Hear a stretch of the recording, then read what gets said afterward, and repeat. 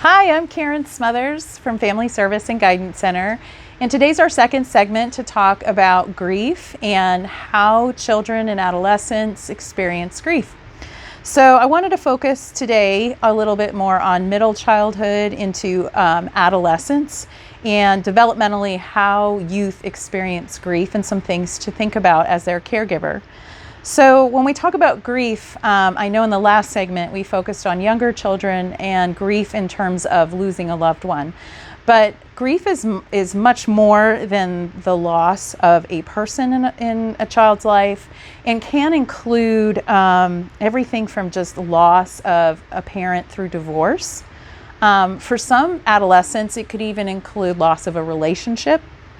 It could be a cherished pet, which is hard for children, adolescents, and adults. It could be loss of a job, loss of a school in terms of a child switching schools or a friend that moves away. So we need to think about grief more than just in terms of someone close to a child who dies or passes on.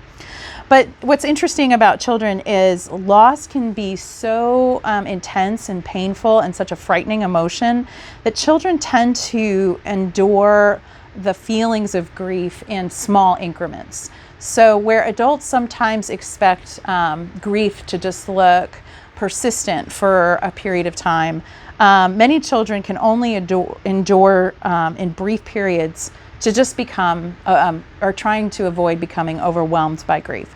So it is common that children might experience waves or pangs of grief, and that's nothing abnormal.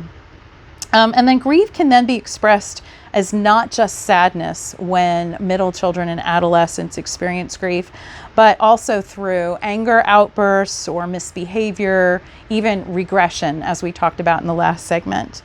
Again, grief can be intermittent. So a person or a youth can experience grief and then suddenly feel fine, and then it suddenly hits them again in waves. It's important not to expect grieving children to behave as adults in terms of how they experience grief. It's frequently common for youth to replace something in their lives that they lost with something else. So if, for example, they lost a friend who moved away and they're experiencing grief, they may look for others to replace that, another friend, a pet, a toy. So that's not uncommon. It's important to remember that grief is a normal human emotion, and how we experience grief and how we're taught to experience grief can help us cope and thrive when we're older and encounter grief, because we all will experience it. So it's very important that we help children through that process so that they understand that this is a normal part of the human experience, but that you're also able to model for them healthy behaviors in terms of grief. In our next segment, we will talk about what you can do to model healthy ways to experience grief for your child.